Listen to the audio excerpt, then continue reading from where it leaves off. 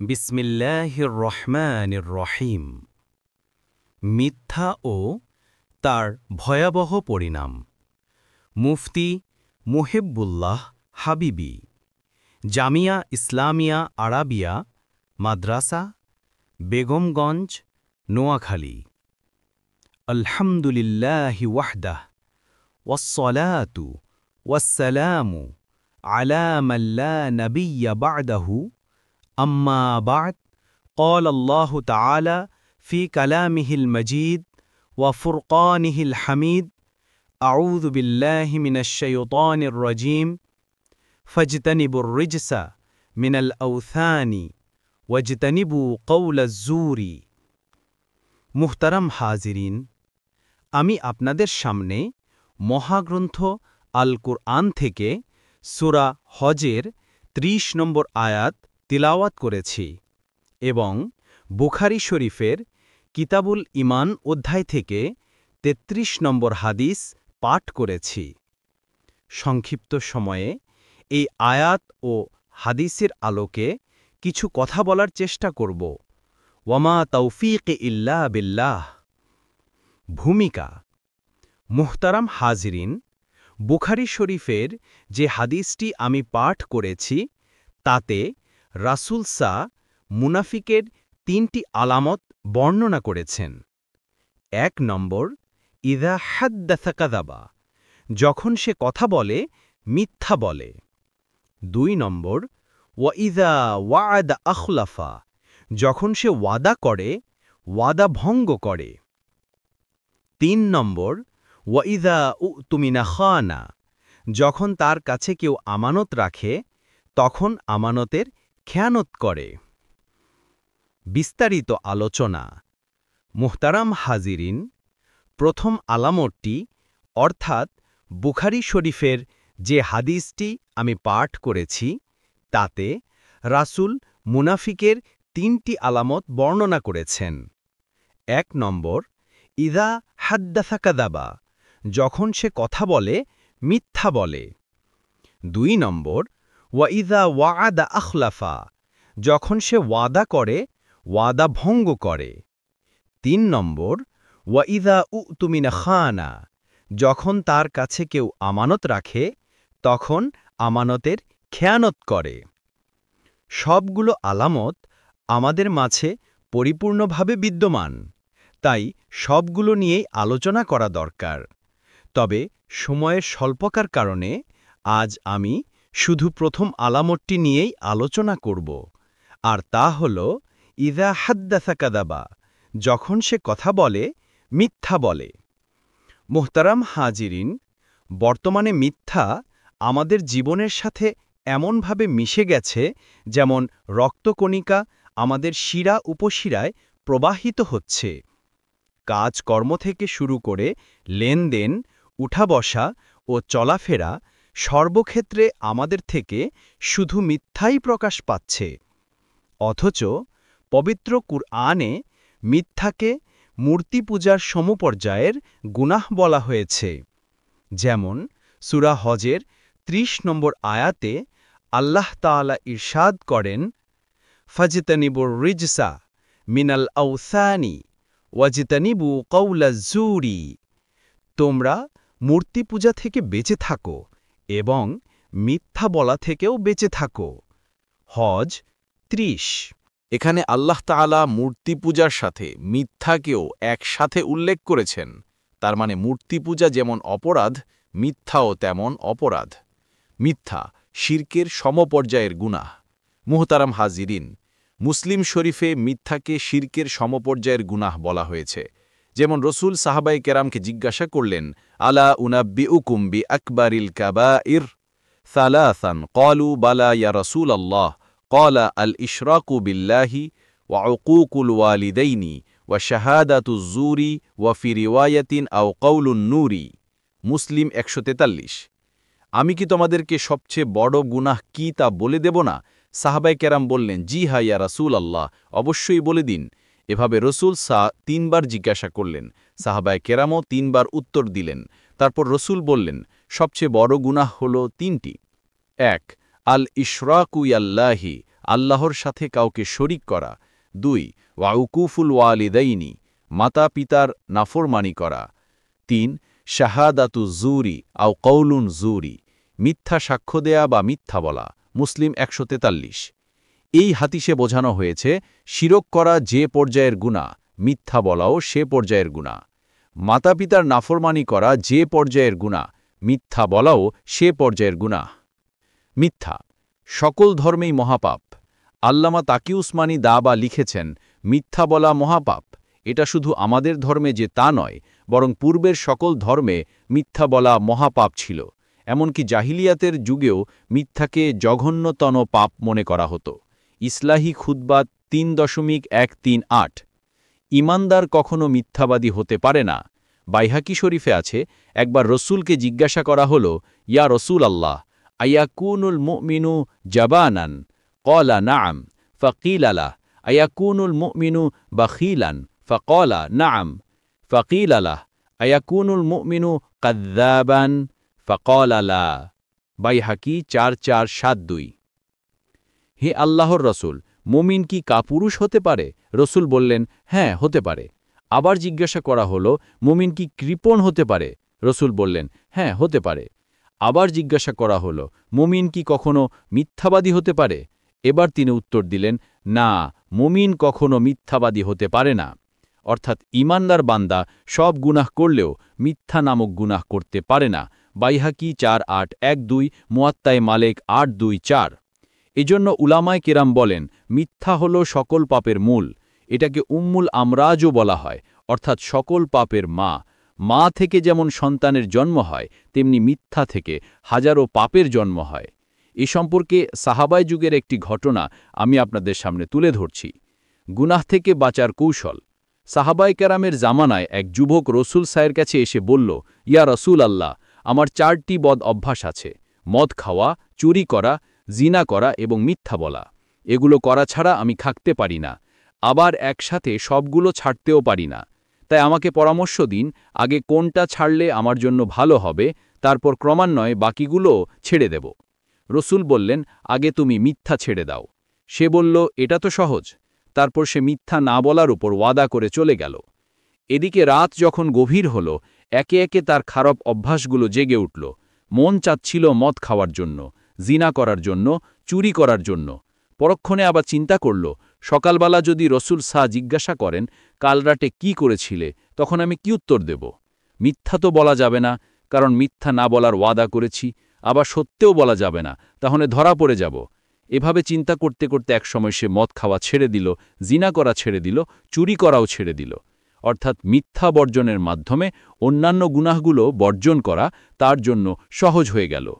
পরদিন সকালবেলা সে নবীজির দরবারে গিয়ে বলল, ইয়া রাসূল আল্লাহ, আপনি আমাকে এমন এক গুনাহ ছাড়তে উদ্বুদ্ধ করেছেন, যার বরকতে আলহামদুলিল্লাহ আমি অন্যান্য গুনাহগুলো ছেড়ে দিয়েছি। এটা শুনে রসুল অত্যন্ত খুশি হলেন। উর্দু কি তেশরি কিতাব 3.79 ওয়া তাজকিরা 301। বর্তমানে আমরাও যদি সর্বমহলে মিথ্যা বর্জন করতে পারি, তাহলে আশা করা যায় এই যুবকের ন্যায় আমরাও প্রাসঙ্গিক অনেক গুনাহ থেকে বেঁচে যাব। মিথ্যার ভয়াবহ পরিণাম। মুহতারাম হাজিরিন, মিথ্যাবাদীদের সম্পর্কে কোরআন ও হাদিসে অনেক কঠোর বাণী উচ্চারণ করা হয়েছে। তোর মধ্যে কয়েকটি বাণী আমি আপনাদের সামনে তুলে ধরছি। 1. মিথ্যাবাদীদের উপর আল্লাহর লানত। পবিত্র কোরআনে তাদের উপর সরাসরি লানত করা হয়েছে। যেমন আল ইমরানের 61 নম্বর আয়াতে আল্লাহ তাআলা ইরশাদ করেন, লা'নাতাল্লাহি আলাল কাযিবিন। মিথ্যাবাদীদের উপর আল্লাহ তাআলার লানত। আল ইমরান 61। মিথ্যা সবচেয়ে বড় গুনাহ। আব্দুল্লাহ ইবনে মাসউদ রাদিয়াল্লাহু আনহু বলেন, আ'যামুল খতায়া ইনদাল্লাহি আল-লিসানুল কাযুব। আল্লাহ তাআলার নিকট মুখের সর্ববৃহৎ গুনাহ হল মিথ্যা বলা। আল বিদায়া ওয়ান নিহায়া 5:12। মিথ্যা দুর্গন্ধ ছড়ায়। তিরমিজি শরীফে আছে, ইযা কাযাবাল আবদু তাবাআদা আনহুল মালাকু মিলাম মিন নাতনি মা জাআ বিহ।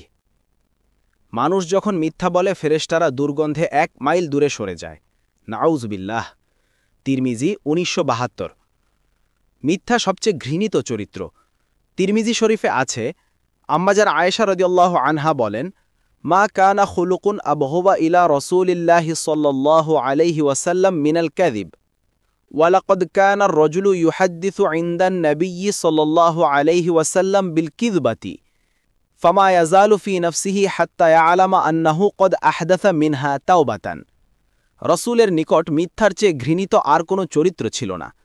তার সামনে কেউ মিথ্যা বললে তিনি পেরেশান হয়ে যেতেন, যতক্ষণ না জানতেন যে লোকটি তওবা করেছে। তিরমিজি 1973। 5 হাসরের মাঠে মিথ্যাবাদী বলে সম্বোধন করা হবে। বুখারী শরীফে আছে, রাসূল সাল্লাল্লাহু আলাইহি ওয়াসাল্লাম ইরশাদ করেন, মানুষ যখন সত্য বলায় অভ্যস্ত হয়ে যায় তখন সে আল্লাহ তাআলার আদালতে সত্যবাদী হিসেবে বিবেচিত হয়, আর যখন মিথ্যা বলায় অভ্যস্ত হয়ে যায় তখন সে আল্লাহ তাআলার আদালতে মিথ্যাবাদী হিসেবে লিপিবদ্ধ হয়। বুখারী। একটু চিন্তা করুন তো, হাসরের ময়দানে আমার আপনার নাম যদি মিথ্যাবাদীদের কাতারে উঠে যায় এবং মিথ্যাবাদী হিসেবে আমাদেরকে ডাকা হয়, তখন কি অবস্থা হবে? তাই আসুন আমরা মিথ্যা বর্জন করি এবং অতীতের গুনাহের জন্য আল্লাহ তাআলার কাছে তাওবা করি। আল্লাহ তাআলা আমাদের সবাইকে সত্যবাদী হিসেবে জীবনযাপন করার তৌফিক দান করুন। আমিন। মিথ্যার প্রচলিত কিছু রূপ। মুহতারাম হাজিরিন, অনেকেই হয়তো মনে করতে পারেন সমাজে দু একজন ছাড়া তেমন কেউ তো মিথ্যা বলে মা। আমি বলবো না, এই ধারণা ভুল। আমরা সকলেই নানান ধরনের মিথ্যার মধ্যে ডুবে আছি। অনেক শিক্ষিত দিনদার মানুষও নিজের অজান্তে নানাভাবে মিথ্যা বলে যাচ্ছেন, অথচ তারা জানেন না যে এগুলো মিথ্যা। এর কারণ হল সমাজে মিথ্যার এমন কিছু প্রচলিত রূপ আছে যেগুলো আসলেই মিথ্যা, কিন্তু সাধারণভাবে সেগুলোকে মিথ্যা মনে করা হয় না। হাদিসের কিতাব থেকে এমন কয়েকটি দৃষ্টান্ত আমি আপনাদের সামনে তুলে ধরছি। 1 মিথ্যা আশ্বাস দেওয়া। অনেক সময় আমরা সন্তানদেরকে পরীক্ষায় ভালো ফলাফল করার জন্য বা কোনো কাজে উৎসাহিত করার জন্য অনেক মিথ্যা আশ্বাস দিয়ে থাকে। বাবা, তুমি পড়ো, তোমাকে এটা কিনে দেব, ওটা কিনে দেব, অথচ আদৌ এগুলো কিনে দেওয়ার ইচ্ছা থাকে না। আবার কখনো কাছে ডাকার জন্য বা খুশি করার জন্য হাত মুঠো করে নানান তহসিল করে থাকে, তোমাকে চকলেট দেব, বিস্কুট দেব ইত্যাদি। অথচ হাদিসের ভাষা দ্বারা বোঝা যায় এগুলো সবই মিথ্যার শামিল। যেমন আবু দাউদ শরীফে আছে, আব্দুল্লাহ ইবনে আমের রাদিয়াল্লাহ বলেন, আমি ছোট ছিলাম। একদিন আমার মা আমাকে ডাকলেন এবং হাত মুঠো করে বললেন, হ্যাঁ তাআলা ঔতিকা, বেটা এদিকে আসো, আমি তোমাকে কিছু দেব। ওই সময় রাসূল সাল্লাল্লাহু আলাইহি ওয়াসাল্লাম আমাদের ঘরে উপস্থিত ছিলেন। তিনি আমার মাকে ডেকে বললেন, হে উম্মে আব্দুল্লাহ, মা আরদতি আন্তরতিহি, তুমি কি তাকে কিছু দেওয়ার ইচ্ছা করেছ? আমার মা বললেন, হ্যাঁ, আমি তাকে খেজুর দেওয়ার ইচ্ছা করেছি। রাসূল বললেন, আমা ইন্নাকি লাউলাম তুতিহি শাইআন কুতিবাত আলাইকি কিদবাতান, যদি তুমি কিছু দেওয়ার ইচ্ছা না করতে তাহলে তোমার আমলনামায় একটি মিথ্যা লিখে দেওয়া হতো। আবু দাউদ 5951। আহমদ। 2 মিথ্যা সার্টিফিকেট বানানো। ভুয়া সার্টিফিকেট দেওয়া বা নেওয়া, যেমন পরীক্ষায় পাশ না করা সত্ত্বেও পাশের সার্টিফিকেট দেওয়া, ছাত্র না হওয়া সত্ত্বেও ছাত্র পরিচয় সার্টিফিকেট দেওয়া, কারো চরিত্র সম্পর্কে না জেনে চারিত্রিক সনদ দেওয়া ইত্যাদি, এগুলো সবই মিথ্যা ও প্রতারণার শামিল। অনেক দিনদার নামাজিকেও দেখা যায় অফিস থেকে ছুটি কাটানোর জন্য ভুয়া ডাক্তারি প্রেসক্রিপশন বানায়। এতে তিনি নিজেও গুনাহগার হন, আর যে ডাক্তার প্রেসক্রিপশন দেন তিনিও গুনাহগার হন। 3 মোবাইলে মিথ্যা বলা। আজকাল এটা সাধারণ ব্যাপার হয়ে দাঁড়িয়েছে। আছে এক জায়গায় বলে আরেক জায়গায়, আছে দূরে বলে কাছে, এভাবে প্রতিটি কথার বিনিময়ে এক একটি কবিরা গুনাহ হচ্ছে, অথচ এগুলোকে আমরা কোনো গুনাই মনে করি না। 4 ব্যবসার ক্ষেত্রে মিথ্যা বলা। মিথ্যা এখন ব্যবসায়ীদের মুখের বুলিতে পরিণত হয়েছে। এটা না বলে যেন তাদের ব্যবসাই জমে না। কাস্টমারকে বলে, ভাই একেবারে কেনাদামে দিচ্ছি, আপনি আমার পুরনো কাস্টমার, তাই মোটেও লাভ করিনি। দামাদামি করলে বলে, আরে ভাই এই দামে তো কিনতেও পারিনি, কিন্তু কাস্টমার যখন চলে যেতে চায় তখন বলে, ঠিক আছে ভাই নিয়ে যান, বেচাকেনা নাই তো তাই লস হলেও দিয়ে দিচ্ছি। এই হলো বর্তমান ব্যবসায়ীদের অবস্থা। এখানে যতগুলো কথা মিথ্যা হবে ততগুলো কবিরা গুনাহ হবে। এভাবেই হালাল ব্যবসাগুলো দিন দিন হারামে পরিণত হচ্ছে। বিস্ময়কর এক ঘটনা। খুতবাতে জুলফিকারে আছে, ব্রিটিশ শাসনামলে একবার ভারতবর্ষের একটি জায়গা নিয়ে মুসলমান ও হিন্দুদের মাঝে ঝগড়া বাঁধে। উভয় পক্ষ দাবি করে এটা তাদের জায়গা। দিন দিন বিষয়টা জটিল হতে থাকে। মুসলমানরা বলে এখানে মসজিদ নির্মাণ করবে, আর হিন্দুরা বলে মন্দির নির্মাণ করবে। প্রশাসন বেকায়দায় পড়ে গেল কিভাবে এর সমাধান দেবে। অবশেষে সিদ্ধান্ত হল এই এলাকায় সর্বজন স্বীকৃত একজন আলেম আছেন, তাকে জিজ্ঞাসা করা হবে, তিনি কাগজপত্র দেখে যে ফায়সালা করবেন সকলে তা মেনে নেবে। এতে হিন্দুরাও রাজি হয়ে গেল, কারণ ওই আলেমকে তারাও বিশ্বাস করত। দিন তারিখ নির্ধারণ করা হলো, পুরো আদালত প্রাঙ্গণ লোকে লোকারণ্য হয়ে গেল। এদিকে মুসলমানরা মনে মনে খুশি, আলেম যেহেতু আমাদের লোক, তাই ফয়সালা আমাদের পক্ষেই করবেন। আর সাধারণ হিন্দুরা তাদের নেতৃবর্গের উপর চরম অসন্তুষ্ট, কেন তারা একজন মুসলমানকে বিচারক হিসেবে মেনে নিল। সুতরাং কারো মনে আশা আর কারো মনে হতাশা।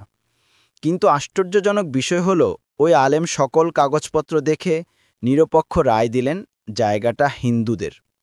ফলে মুহূর্তের মধ্যে মুসলিম শিবিরে নেমে এলো চরম হতাশা। অনেকের আগে ও ক্ষোভে চুপসে গেলেন, আর হিন্দুরা খুশিতে আত্মহারা হয়ে গেলেন। খুতবতে জুলফিকার 1:105। মোহতারাম হাজরিন, এই রায় শুনে ইংরেজ প্রশাসন হতভম্ব হয়ে গেলেন। তারপর মাননীয় জজ সাহেব ফয়সালার রায়টি এভাবে ঘোষণা করলেন যে, আজকে ইস মুকদ্দমা মে মুসলমান হার গায়ে, লেকিন ইসলাম জিত গায়া। আজকের এই মামলায় বাহ্যিকভাবে মুসলমানরা পরাজিত হল, কিন্তু ইসলাম জিতে গেল।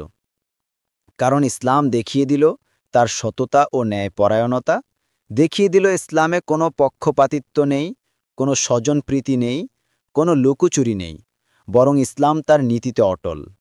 এই দৃশ্য দেখে উপস্থিত হিন্দুরাও হতভম্ব হয়ে গেল এবং তারা ইসলাম ধর্মের সততায় মুগ্ধ হয়ে ঘোষণা দিল যে ধর্মের রীতিনীতি এত সুন্দর ও আদর্শ এত মহান, সেই ধর্ম আমরাও গ্রহণ করতে চাই এবং এই স্থানে আমরা নিজ হাতে মসজিদ নির্মাণ করতে চাই।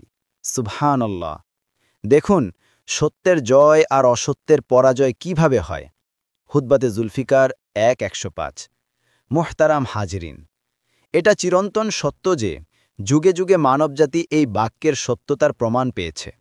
তাই আসুন আমরা প্রতিজ্ঞা করি, সত্যের আদলে নিজের জীবনকে সাজাব, সত্যের ছোঁয়ায় সমাজটাকে রাঙাব, জীবনের প্রতিটি অঙ্গনে সত্যকে প্রাধান্য দেব, মিথ্যার অভিশাপ থেকে নিজেকে মুক্ত রাখব।